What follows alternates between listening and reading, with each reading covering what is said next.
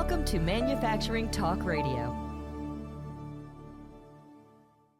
Welcome to this episode of Manufacturing Talk Radio. I'm Tim Grady here with the founder of Manufacturing Talk Radio, Mr. Lou Weiss.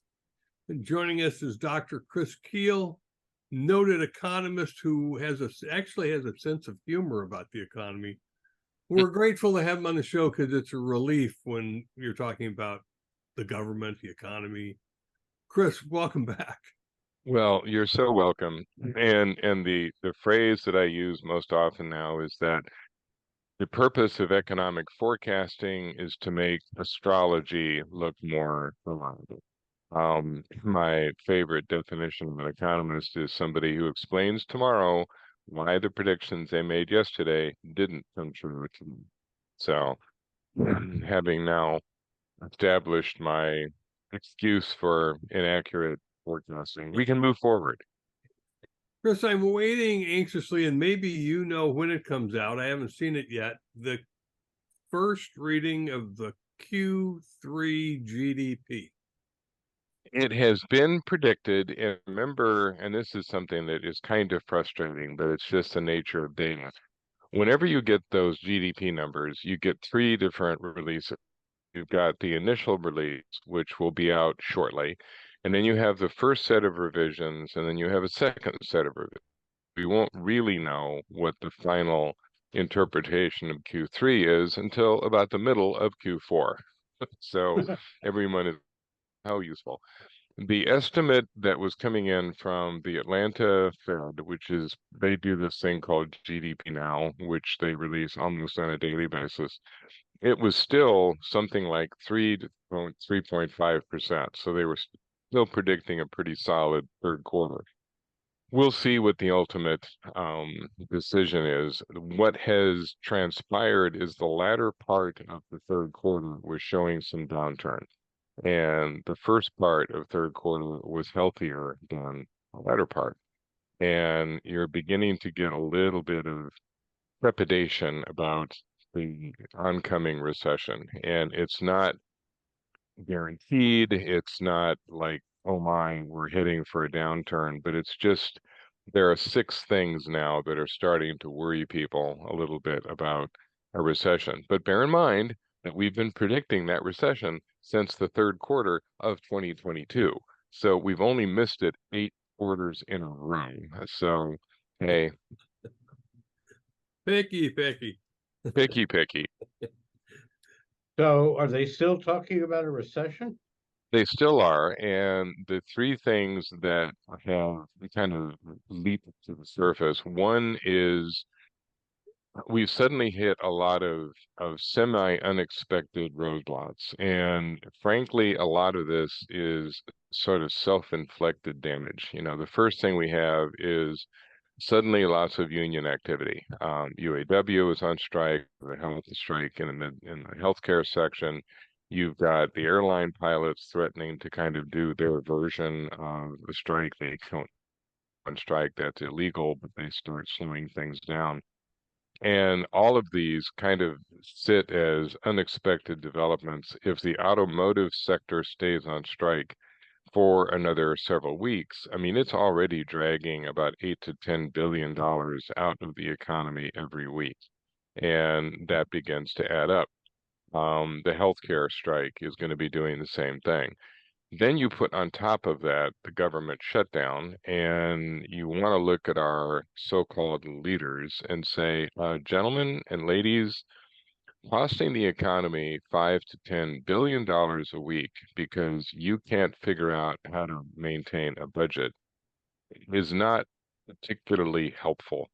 And you're really setting us up for some serious problems. When the government shuts down for any length of time, it really takes an oomph out of the economy because it just shuts down the consumer. The consumer has been keeping us out of recession, but strikes take the consumer back, and it's not a good thing. So that's been a big issue. The other thing that's worrying people when it comes to recession is that the banks have gotten considerably more nervous about the coming year. They have made their union activity around loans has been diminishing.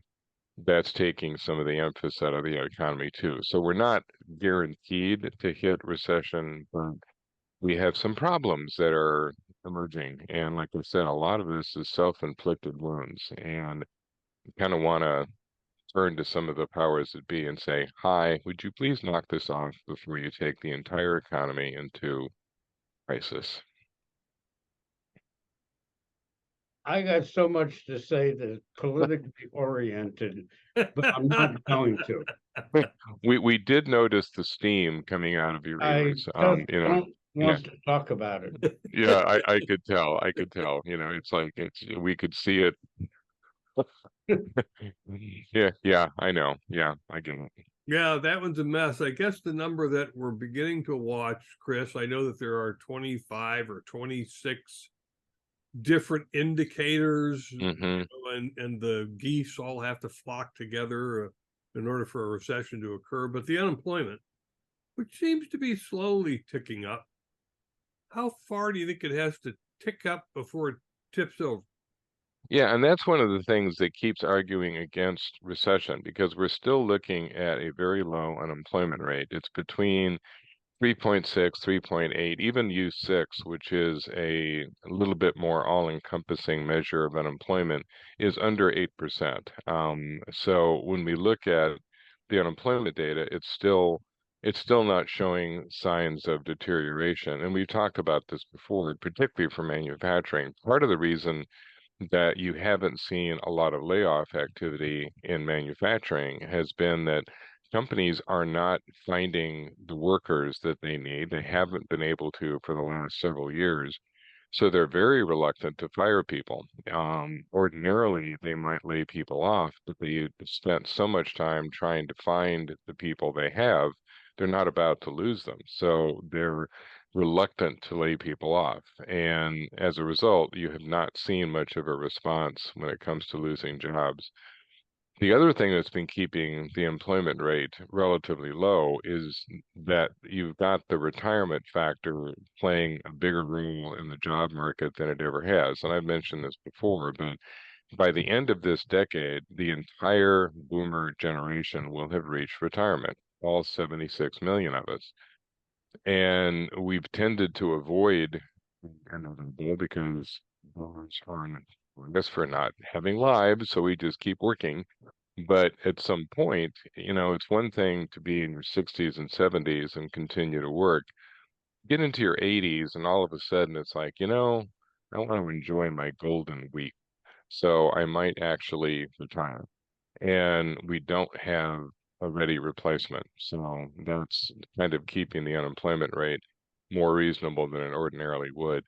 The biggest concern, I think, on the employment side is still trying to find that skilled workforce, which is triggering a lot of investment in technology and robotics, and that, of course, is triggering companies to find more financing, which is getting harder because the banks have made those loans harder to get. The interest rates have gotten higher, and banks are becoming more cautious. So there's nothing that's suggesting an imminent collapse, but it's just these little problems starting to crop up, and things are getting a little bit more delicate. On the positive side, though, you're still seeing a lot of technology investment. The latest Purchasing Managers Index is almost to 50. It went up. It's closer to 49 now.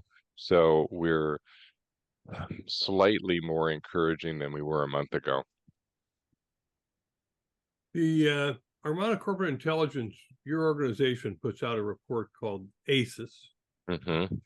what I love to call the as-is report. Yeah, and I'll have you know, we changed the name just because of you.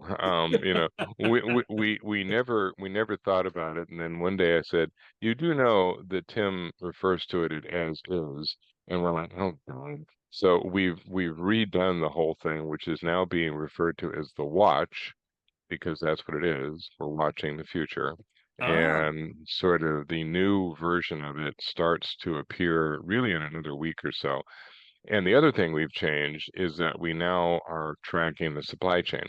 So it's not just manufacturing, it's supply chain. And so, hopefully we don't look at the watch and have you say, well, now it looks like a Timex commercial or something. It's like, but we're going to call it the watch. Oh, that's great. Now, that has been incredibly accurate. Hmm. What is it looking like 2024 is going to be according to the watch? It's pretty positive, to be honest. I mean, we just recently kind of looked at the data. We're sitting at about 98% accuracy quarter to quarter. And we look at the industrial economy as a whole. We're still peaking with this because we're still seeing a lot of that growth around kind of the demand that was starting this year. We're expecting the decline to start showing up in first part of next year, but it doesn't last very long. It kind of goes down and then starts to come back up again about the middle of next year, and it will still stay, even with the decline, pretty far above the trend line. So we're going to be in kind of shouting distance of what has been normal for the last 20 years. One sector that's growing really fast and way above trend has been construction, and particularly around the manufacturing part. So that has been expanding way past the normal numbers. And this is despite the fact that there's been a decline in office building, there's been a decline in retail, there's been a decline in some of the residential stuff. But if it's related to supply chain and logistics, it's booming. And if you're looking even at the healthcare sector, it's kind of back in growth mode.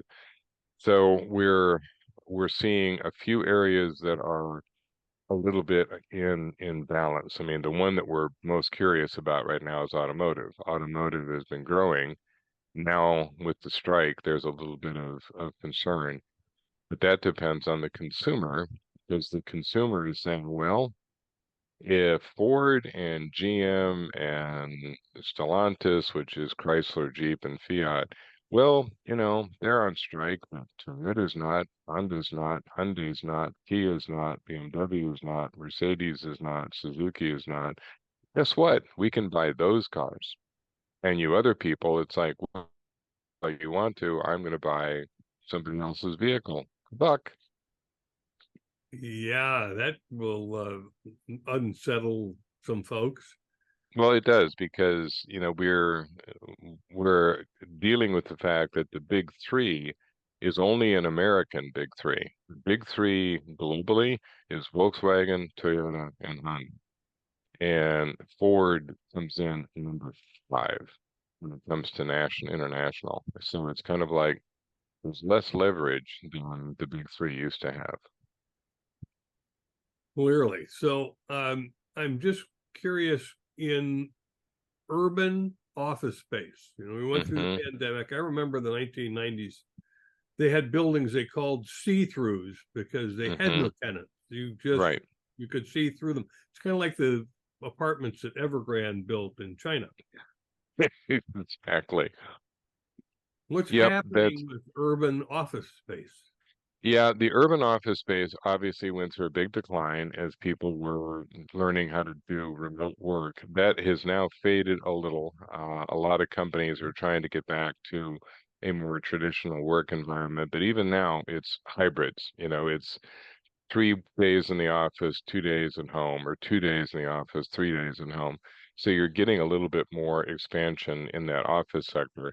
Also finding alternative uses for some of those buildings. But where you're seeing the biggest decline is in the urban areas. Population shifts have been really dramatic in the last 5 to 6, 10 years. You've seen a huge exodus out of the West Coast.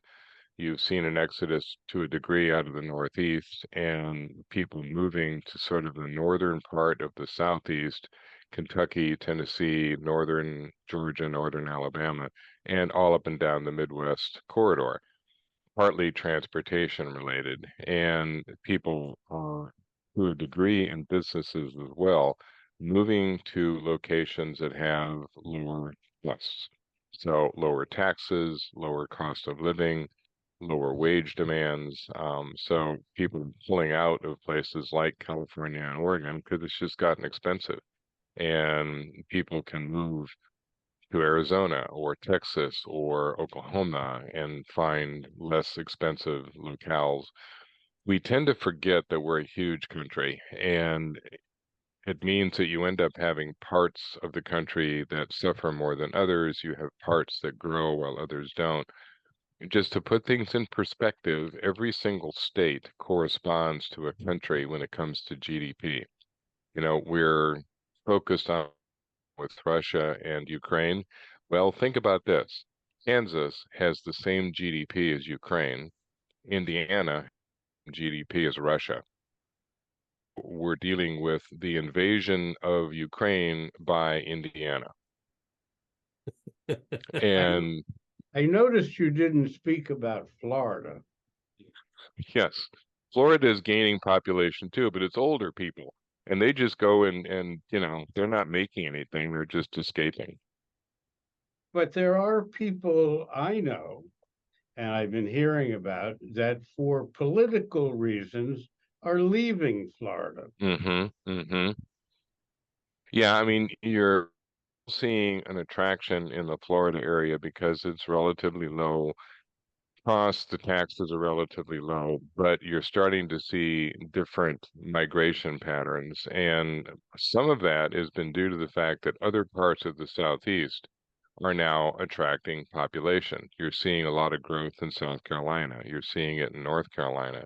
You're seeing it in Alabama and Mississippi and Georgia because the prices are lower. And so that's why you're getting a lot of that northern southeast expansion.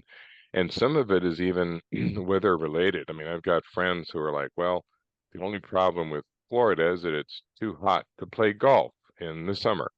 So I'm going to move north where I can play golf even when it's July, because anybody in their right mind in Florida stays inside during July. So, No doubt. Especially this year, they had a very hot summer. oh yeah, yes, definitely.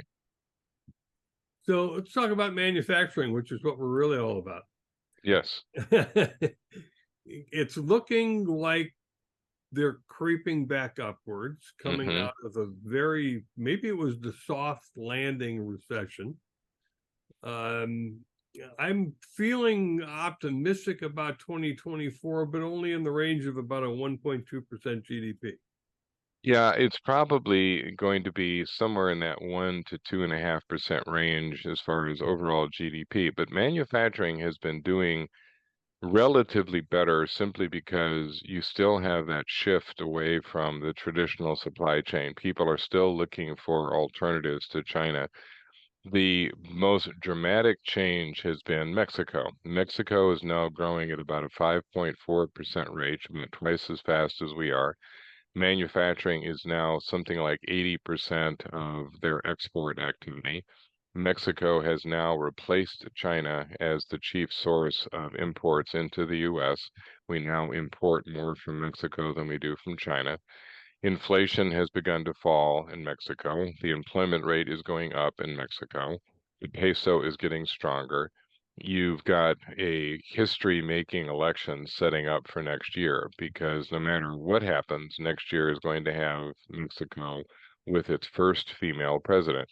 There are two candidates. The one that is representing the current ruling party is Scheinbaum. She was the former mayor of Mexico City. She will be the first female president, the first Jewish president, kind of a technocrat, kind of oriented towards business more than AMLO has been, and has talked about getting along better with the U.S. Her opponent is Galvez from the PAN party, and she's going to be setting a new environment because her father was an indigenous or is an indigenous Mexican, part of a native to the area. So it's going to be an even faster expansion of this cooperation between the U.S. and Mexico, and that has lots of implications for manufacturing. So we're probably going to see some continued growth when it comes to reshoring, manufacturing turning even more intensely towards technology and robotics to make up for the fact that they can't find the people that they need, so they're turning to machinery. The only problem with Mexico, there are two, in my opinion. One is it's too hot. And Depends. number two is it's the number one murder rate country in the world. Well, you've got to look at two things when it comes to Mexico, and one is that there are places in Mexico that have a high rate of crisis, and you want to avoid them. But the manufacturing cities, just to give you an anecdotal thing, and this is characteristic of some of these towns, was in Querétaro a few years back for a conference, and there were people that were like, "Oh, gee, what's the circumstance?" And they're like, "We're a manufacturing city. This is not where the tourists go. This is not where the drug dealers are. We're a manufacturing city." And people were like, "Well, you guys, staying up till all." No, we go to bed at 10 because we work for manufacturers and we have to show up at 8 o'clock in the morning. They actually organized this trip where we took a train trip out to Kansas City Southern. And as we were passing some of the crossroads, there were security vehicles at every crossroad. So someone said, "Oh, is this to protect against drug gangs?" And he said, "Actually, no. The reason we have security vehicles here is that you are riding in a restored Pullman car, which costs millions. The Mexican kids like rocks at the train. So we're asking if they would just please save the rock throwing for the freight train and do not throw rocks at the restored Pullman car." So we're not worried. We're not worried about drug people. We just don't want the 11-year-old with the good arm nailing the Pullman car. So you've got very different environments in places like Saltillo and Querétaro and San Luis Potosí, where other parts of the country, oh yeah, you want to stay away from Tijuana.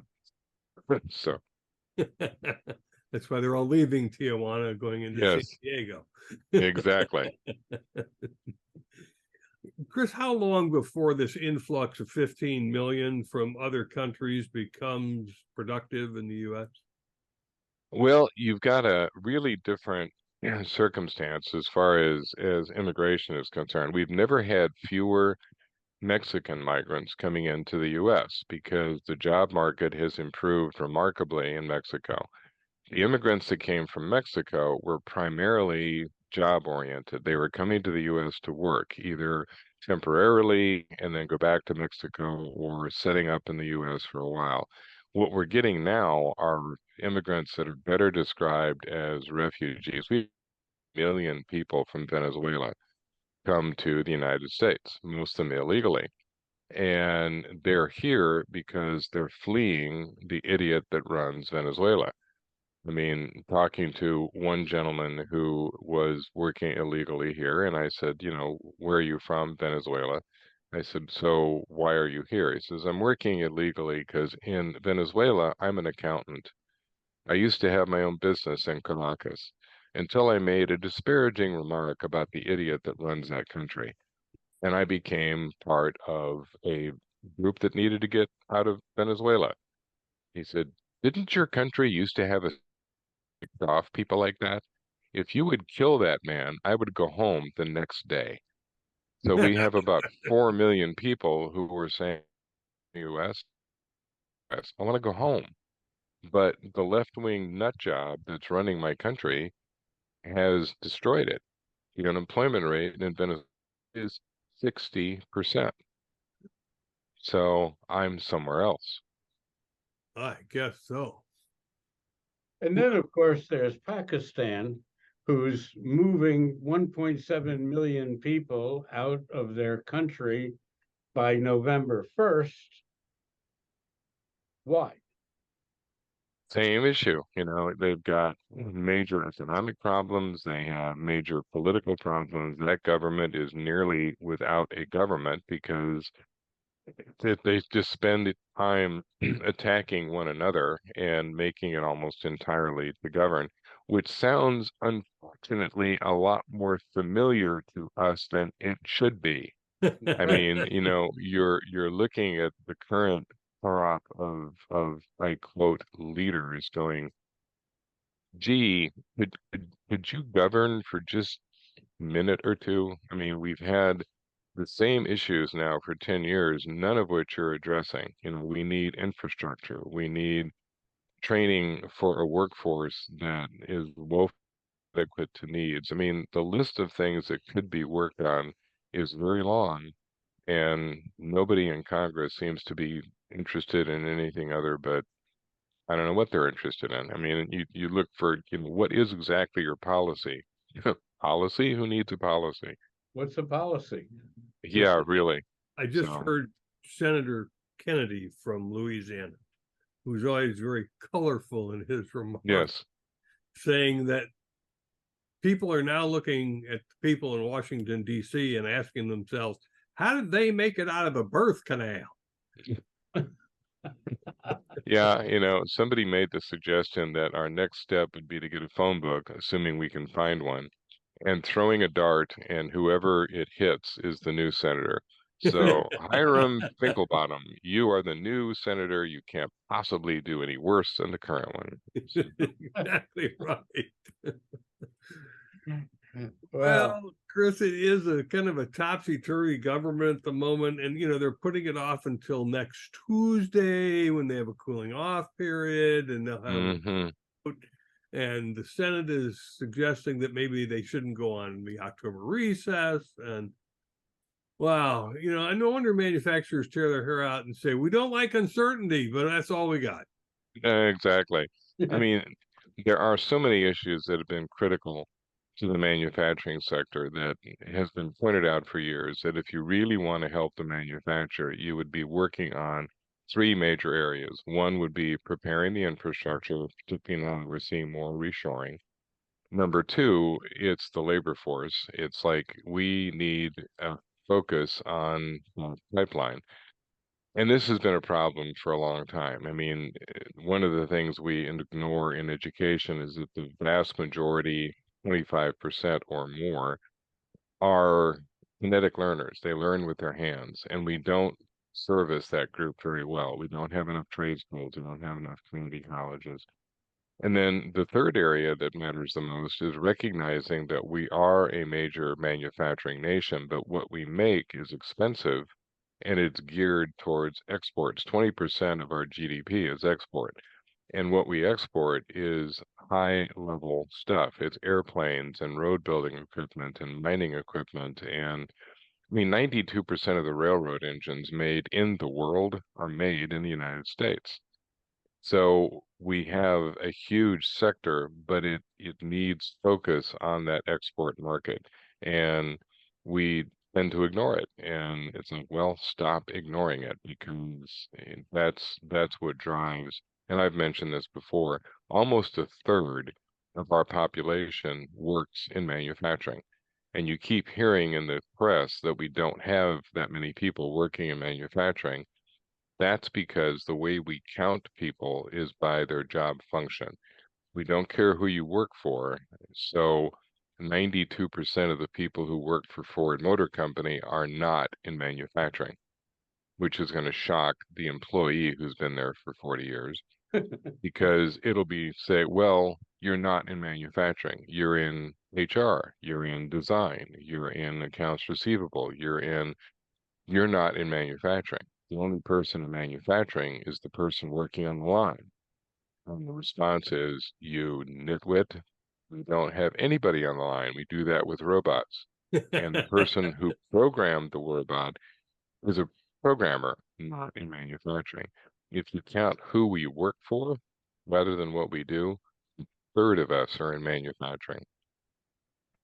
Thank you for saying that, because Lou and I are always pushing that, and everybody wants to right, give. right. Well said, well said. Exactly. Well, Chris, just to remind our viewers and listeners, if you like the show, be sure to subscribe, like us, just punch all the links on YouTube and let us know. Exactly. Blink like crazy. And remember, if you don't, we're going to devote the next episode exclusively to Taylor Swift. That's right. But I wanted to say that we also have Manufacturing Outlook, which is a free subscription, and Chris's write-up is always in there called the North America Outlook. We appreciate having that in there as well. So Chris, thanks again for joining us. You're welcome. Thanks. Have a Thank you, great trip Chris. to Las Vegas. There you go. Lost wages. There you go. Yes, indeed. All right. Take care, buddies. Thanks. That's our show for today. Thanks for listening. If you enjoyed this episode and would like to support the show, please like and subscribe, share on social media, or leave a review. You can find us on YouTube, Spotify, Apple Podcasts, Google Play, Rumble, or your favorite podcast app. Visit us online at mfgtalkradio.com for our other episodes. We have also included links to our advertisers below. Thanks again, and we'll see you next week.